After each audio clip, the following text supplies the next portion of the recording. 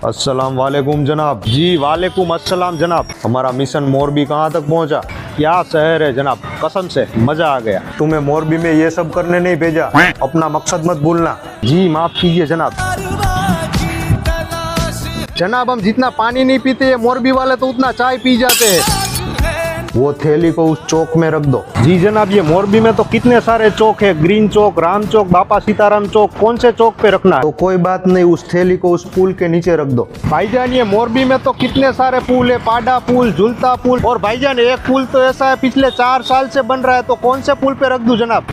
Seat यार अब्दुल, तूने ये किसको मोरबी भेज दिया?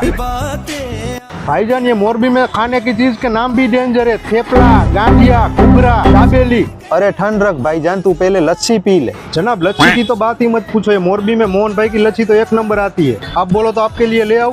अरे तुझे मोरबी लस्सी लेने नहीं भेजा। जनाब हम जितना खाना नहीं खाते ये मोरबी वाले उतने तो मावा खा जाते हैं। मुझे खिला दिया 1 नंबर डिश है भाईजान, आप बोले तो आपके लिए ले आऊं? अरे तू मोरबी जाके मोरबी लवर तो नहीं बन गया? नहीं जनाब ऐसा कुछ नहीं है, 6 मोजिलू मोरबी।